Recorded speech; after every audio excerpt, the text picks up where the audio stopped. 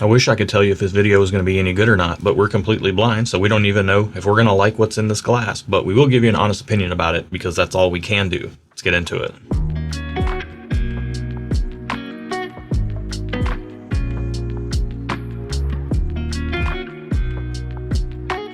Welcome to Stuff and Whiskey. I'm Erin. I'm Josh. Thanks for joining us today. If you're new here, I'm more of the whiskey nerd. Yep. Erin is more of the social sipper, a little more frugal on Erin's side, a little bit more loose with the money on my side for whiskey. One could say that. We don't know what this is. It was drawn at random from our blind sample pool, full of a bunch of things that include whiskeys from all over the world, but we do know that this is either a bourbon or a rye because it's in one of our clear sample jars. So that's all we know going into it. Let's get it on the nose and see if it's any good.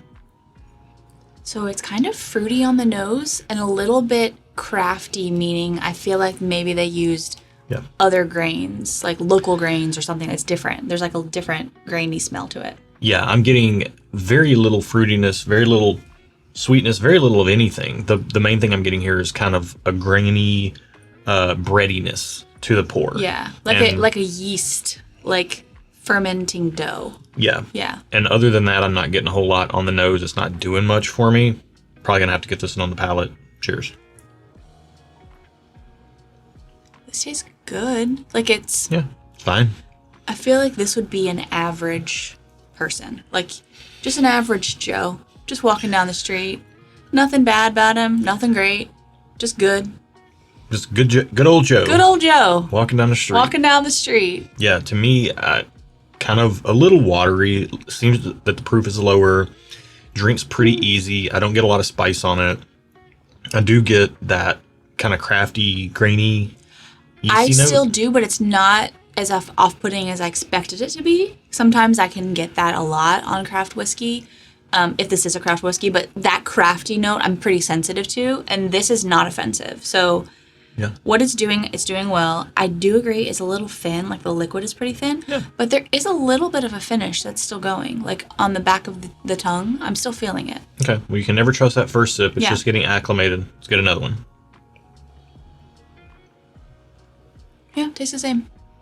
It's good. It's solid. It's good. It's kind of like what I would call a background whiskey. It can just kind of disappear in the background. Again, the spice level is almost non-existent on this.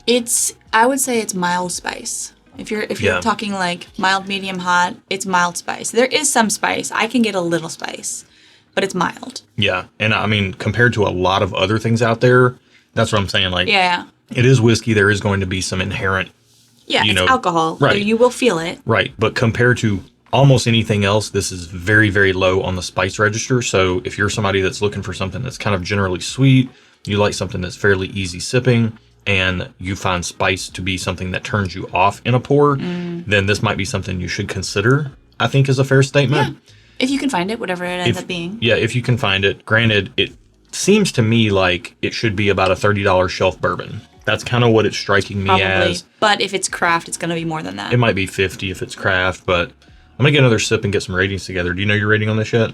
Yeah. Okay, I'm going to get one more.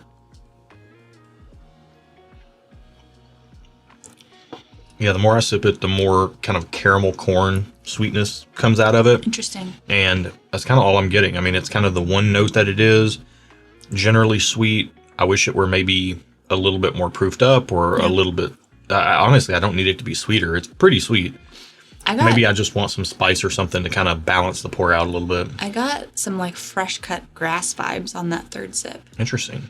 It's not overpowering, but it's like a hint, like someone down the street has cut their grass and then the wind has blown and you just kind of get like a whiff of it. It's kind of good. I can kind of get it on the nose and the palate a little bit, but it's not strong. It's kind of in the background. It's faint, but it's there. I kind of liked it though. All right, where are you at on this? I'm just okay. It's not a bad pour, but I could take it or leave it. I don't have to have this in my home, but if I did, I wouldn't be mad at it. So it's just okay. Yeah, same for me, just okay. I don't need a bottle of it. No. If I were at somebody's house and they poured me a glass of it, I would happily drink it and finish it, but I would probably move on to something else after it. And that to me is the definition of a just okay pour. I do want to say that the finish builds on itself. At least for me, it has. The finish is lasting a little bit longer now that I've had 3 sips. There's a little bit more on the back end, which I like. I'm still keeping my rating the same. Okay. I just want that to be noted for the record. All right, let's find out the price and see if that changes anything for us. Okay. Like I said, this to me tastes like a $30 to $50 shelf available bourbon. I would love it to be in that range. I would be stunned if it were too much more than that. Okay. Well, it is. It's $70, which makes me think this is probably a craft Yeah, distillery because you've got to recoup those costs somehow. maybe, but maybe not.